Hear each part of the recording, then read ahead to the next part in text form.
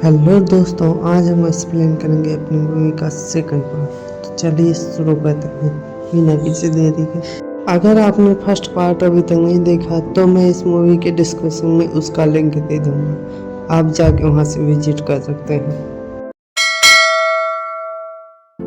तो जैसा कि हमने फर्स्ट पार्ट में देखा था, जॉन नेस को एक एजेंट ने सोवियत संघ की इंफॉर्मेशन को डिकोड करने के लिए कहा था। तो आइए शुरू करते हैं इसका दूसरा पार्ट। जॉन नेस अपने इस सीक्रेट काम को लेकर काफ़ी जुनून में आ जाते हैं। वो अपने काम को काफ़ी लगन से करने लगते हैं। वो अपने काम को लेकर इतना ज़्यादा व्यस्त हो जाते हैं कि वो अपना मानसिक संतुलन खोने लगते हैं। उन्हें हर जगह सोवियत संघ के सिपाही दिखने लगते हैं। वह एजेंट के साथ लगातार काम करने लगते हैं, जिससे उनका मानसिक संतुलन बिगड़ने लगता है। एक लेक्चर के दौरान उन्हें पकड़ लिया जाता है और उन्हें बताया जाता है कि वह एक बीमारी का शिकार हो चुके हैं, जो कि काफ़ी गंभीर मानसिक बीमारी होती है। डॉक्टर उन्हें बताते हैं कि वह एक ऐसी मानसिक बीमारी में फंस चुके हैं कि उन्हें अपनी काल्पनिक दुनिया भी असलियत लगने लगती है।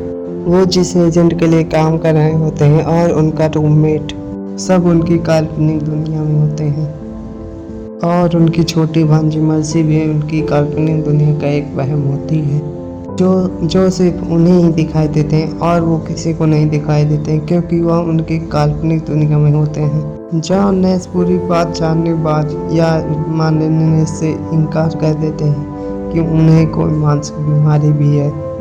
जॉन नेस की पत्नी को जब यह पता चलता है तो वह काफ़ी उनकी सेवा करने लगती है, लेकिन जॉन नेस यह सब मानने के लिए तैयार ही नहीं थे।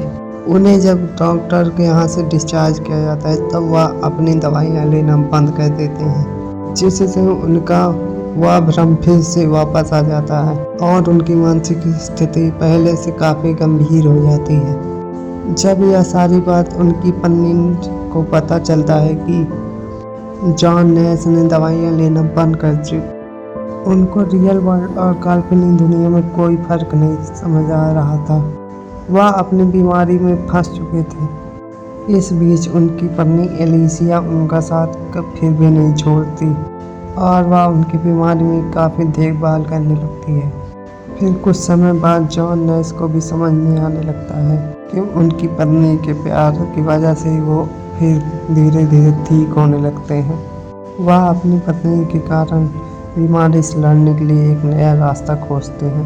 वह तय करते हैं कि वह अपनी दवाइयों के साइड इफेक्ट के कारण वह अपना काम कभी नहीं छोड़ेंगे, बल्कि अपनी मानसिक बीमारी को इग्नोर करने का तरीका ढूंढते हैं। वह अपनी काल्पनिक दुनिया के बारे में सोचते हैं, लेकिन उसे इग्नोर करके वह अपने काम में लग जाते हैं।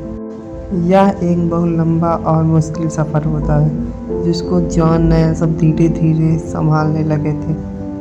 कुछ दिनों बाद जब वह अपनी पत्नी की मदद से अपनी बीमारी को धीरे धीरे संभालने लगे थे, तब फिर से उन्हें अपनी यूनिवर्सिटी में काम करने का मौका मिल जाता है। उनका पुराना सम्मान फिर से वापस आने लगता है और उनके इसी काम को देखकर उन्हें एक सम्मान भी मिलता है।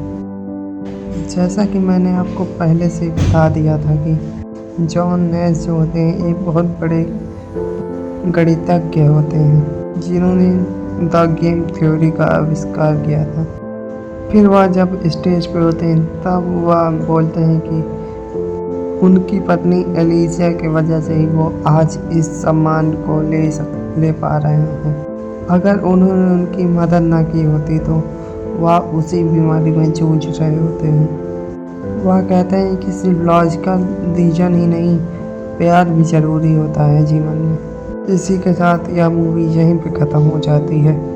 तो अगर मूवी की एक्सप्लेनेशन आपको अच्छी लगी हो तो लाइक, कमेंट, शेयर, सब्सक्राइब जरूर कीजिएगा। और हाँ, मैं आपको बता देना चाहता हूँ कि अब हम पूरी मूवी के एक्सप्लेनेशन एक ही वीडियो में कर दिया करेंगे, जिससे आपको पार्ट बाई पार्ट देखने की ज़रूरत नहीं पड़ेगी। तो थैंक यू दोस्तों वॉच करने के लिए।